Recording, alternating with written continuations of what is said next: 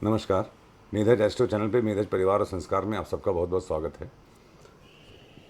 तिथि श्रीमापनोती 11 जुलाई शुक्रवार 2025।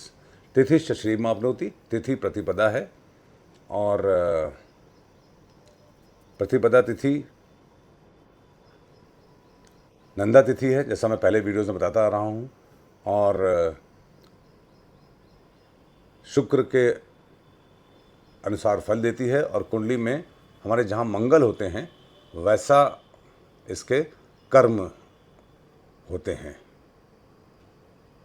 आज से मैं सोच रहा हूँ कि चूँकि प्रतिपदा है और त्यौहार के पर्पज़ से सावन माह आरंभ भी हो गया है, तो एक नई चीज़ हम लोग शुरू करते हैं। आज मैं अभी ही मेरे ख्याल में आया है कि हम लोग हर तिथि पे जो राशि शून्य होती है उसके बारे में भी बात करें, और नक्षत्र जो एक्टिवेट होता है, नक्षत्र होता है, उसके साथ सर्वतोभद्र चक्र के अनुसार और भी 3 नक्षत्र एक्टिवेट होते हैं।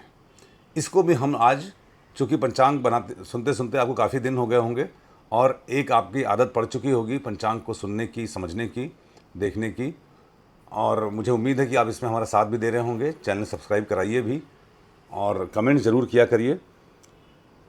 तिथि जो होती है उस तिथि के अनुसार कौन सी दग्ध राशि होती है, और जो नक्षत्र होता है उस नक्षत्र के साथ और कौन से नक्षत्र एक्टिवेट होते हैं उन नक्षत्रों के साथ सर्वतोभद्र चक्र के अनुसार। तो प्रतिपदा तिथि जो कि नंदा तिथि है, जब ये जिस दिन होती है उस दिन तुला और मकर ये राशियां दग्ध राशि होती हैं। आपकी कुंडली में जहाँ जहाँ भी तुला और मकर राशि होगी वो दग्ध राशि होगी। परंतु यही राशि यदि आपके 6, 8, 12 और तीसरे भाव में भी हुई तो ये आपको विपरीत परिस्थितियों में अपार सफलता देगी। यदि दग्ध राशि पे कोई वक्री ग्रह हो इंक्लूडिंग राहु केतु, तो ये बहुत ज़बरदस्त राजयोग देती है। तो आज तुला और मकर है। तुला में वर्तमान में कोई भी वक्री ग्रह नहीं है और मकर में भी नहीं है, तो इसलिए तुला और मकर लग्न और राशि वालों को सावधान रहने की आवश्यकता है। जिनके तुला और मकर 6, 8, 12, 3, 6, 8, 12 में हैं, उनके लिए ये दिन अपॉर्चुनिटीज़ को प्राप्त करने का है। नक्षत्रात् हरते पापम, नक्षत्र उत्तराषाढ़ा है, और जब उत्तराषाढ़ा नक्षत्र, जिस दिन चंद्रमा उत्तराषाढ़ा नक्षत्र में होते हैं, उसी दिन पूर्वा भाद्रपद, मृगशिरा और उत्तरा फाल्गुनी नक्षत्र भी एक्टिवेट होता है। सर्वतोभद्र चक्र को देखे बिना आप किसी भी कुंडली का किसी भी दिन का विश्लेषण सटीकता से नहीं कर सकते।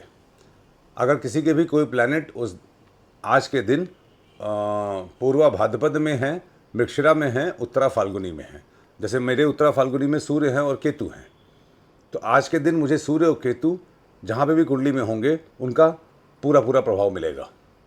तो मुझे अपने दिन को प्लान करने में उन ग्रहों के फलों को अवश्य विचार में लेना चाहिए। नक्षत्रात् हरते पापम, वारात आयुष्यवर्धनम, वार है शुक्रवार। शुक्र वर्तमान अवस्था में अच्छी स्थिति में है, वृषभ राशि में है और अपनी ही राशि में है, प्रैक्टिकलिटी की राशि में है। वृषभ इज बैल, बैल इज रिस्पॉन्सिबल, बैल जिम्मेदारी लेता है। आपको अपने रिश्तों की जिम्मेदारी लेने के लिए अच्छी ऊर्जा मिल रही है। योगात रोग निवारणम, वैधृति योग है। वैधृति योग रेवती नक्षत्र में होता है। रेवती नक्षत्र 27 नक्षत्रों में आखिरी नक्षत्र है। वैधृति योग सूर्यदेव का को विशेष प्रिय योग है। कठिन योग जरूर है, मगर सफलता प्राप्त करने के लिए, धन संपदा के लिए बहुत अच्छा योग है। करणात् कार्य सिद्धिश्च, बालवकरण है, तत्पश्चात कौलवकरण है। बालवकरण चंद्रमा, जो आपको मनपसंद आए उस चीज़ को सोच समझ के करिए। मनपसंद चीज़ों को करने से धोखा हो सकता है। कौलव, कौलव मतलब मंगल, मंगल केतु के साथ हैं। छोटी छोटी बातों को अपने पराक्रम के रास्ते में मत आने दीजिए, अन्यथा विध्वंस की पूरी संभावना है।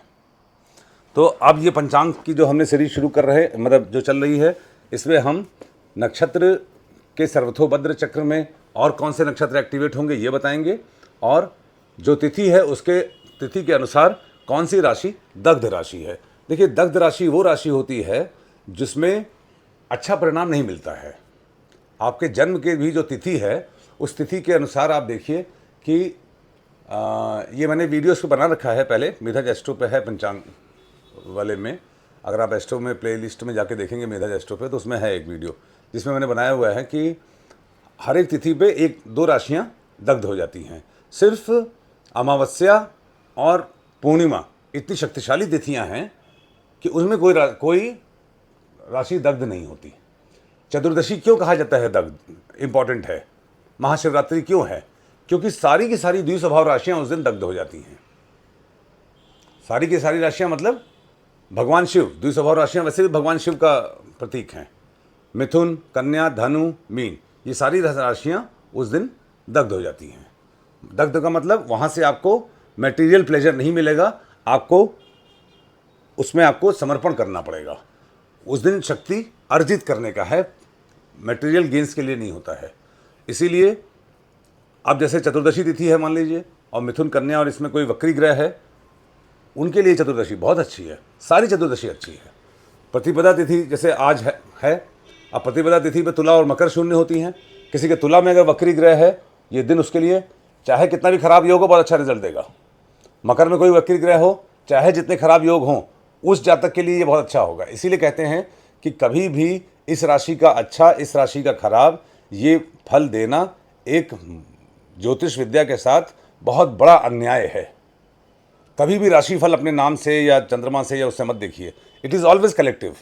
आपके कितने भी खराब फल हों, उस तिथि पे यदि जो दग्ध राशि है वो आपके 6, 8, 12 में है, या उसमें कोई वक्री ग्रह है, वो दिन आपके लिए एक्स्ट्रा ऑर्डिनरी गेंस का दिन हो सकता है।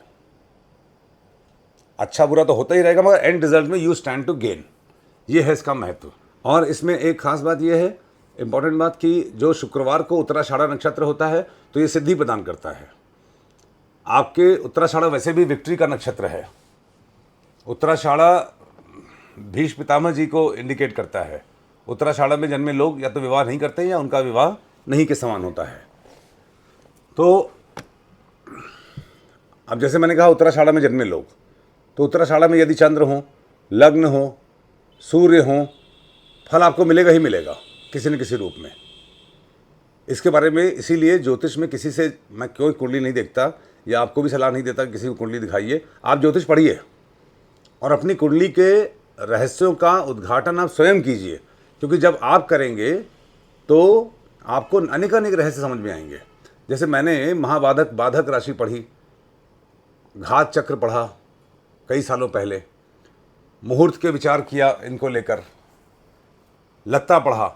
अब उसको मैं तब से ऑब्जर्व कर रहा हूँ अपने जीवन में, तो उसके बड़े चमत्कारिक और एडिशंस आ रहे हैं उसमें, जिसको कि लोग रिसर्च कहते हैं। आप अपने जीवन में अपनी जीवन शैली पे खुद रिसर्च करिए और आपको ऐसे गहरे गहरे सूत्र मालूम चलेंगे, और आपको अपनी ही बारे में बहुत कुछ ऐसा मालूम चलेगा जो नहीं मालूम था। हो सकता है कि आप अपने आप को और एक्सप्लोर कर पाएँ। तो प्रतिपदा उत्तराषाढ़ा के दिन ये अच्छी नहीं होती है।